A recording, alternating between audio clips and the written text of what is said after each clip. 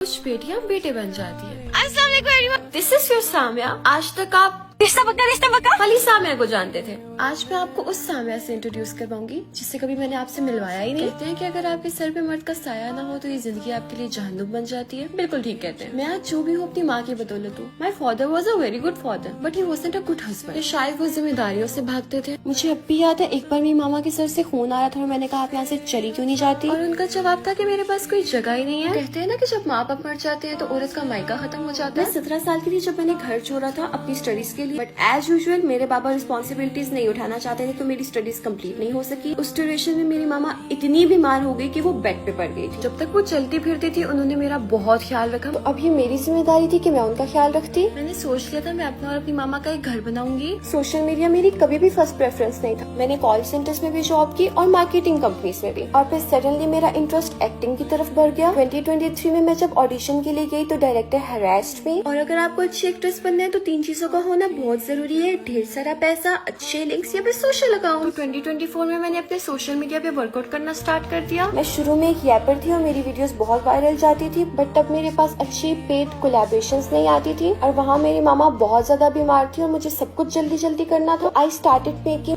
में रहती हूँ ना वाला कंटेंट। सडनली मेरे फॉलोअर्स इंक्रीज हो गए और मुझे पेड कोलैबोरेशंस मिलने लग पड़ी और मुझे पता चलता है कि खाला ने मामा को बीमारी में घर से निकाल दिया। तब मैं हॉस्टल में रहती थी बट अच्छी कोलैबोरेशंस की वजह से थोड़ी सी अर्निंग अच्छी थी। मैंने एक रात में अपनी सेविंग से रेंट पे घर लिया और सुबह 7 बजे जाके फर्नीचर वाली शॉप पे बैठ गई कि अंकल मुझे अच्छा फर्नीचर दे दे, और मैं अपनी मामा को अपने पास ले आई। अब क्योंकि मेरा कंटेंट अच्छा और वायरल जा रहा था तो मैं वही बनाने लग पड़ी। और भी कुछ लोगों ने मेरे साथ बहुत बुरा किया जिनको मैंने अल्लाह के हवाले कर दिया। फेक एलिगेशंस की वजह से मेरे बहुत अच्छे प्रोजेक्ट्स रुक गए थे। क्योंकि मैं बहुत सी चीजों से गुजरी थी तो मैं वो हेट एक्सेप्ट नहीं कर पाई, जिसकी वजह से मैंने 2 बार सुसाइड भी अटेम्प्ट किया, बट अल्लाह ने कहा no please your mother needs you. मेरा जब स्टमक वॉश हुआ था तो मेरी मामा मेरे सरहाने बैठ के एक ही बात बोल रही थी, सामिया मेरे पास तुम्हारे अलावा कोई भी नहीं है। तो मैंने तब सोच लिया कि मैं स्ट्रॉन्ग वुमन बनूंगी, लेकिन गेस व्हाट, सोसाइटी ने बनने ही नहीं दिया। कसूर शायद सोसाइटी का भी नहीं है। सोसाइटी हमेशा आपको आपकी जाहिरी जिंदगी से जज कर लेती है, but trust me guys, social media आपकी रियल लाइफ से बहुत डिफरेंट होता है। तो ये थी वो जिंदगी जो मैं आपको बताना चाहती थी। आप लोगों के लिए आसानियां नहीं बना सकते तो मुश्किलें भी मत खड़ी करें। अपने इर्द गिर्द लोगों का ख्याल रखें। एंड टू ऑल दोस गर्लिes जो अकेले सफर कर रही है, कभी परेशान मत हो क्योंकि अल्लाह हमेशा तुम्हारे साथ है। किसी भी सोशल मीडिया पे कंटेंट क्रिएटर को एज अ फन देखा करें क्योंकि डीप डाउन हम सब अपनी अपनी जिंदगियों में स्ट्रगल कर रहे हैं। मेरे लिए दुआ कीजिएगा कि मैं अपनी मामा से किया गया वादा पूरा कर सकूं। बहुत सारा ख्याल रखिएगा। अल्लाह हाफिज।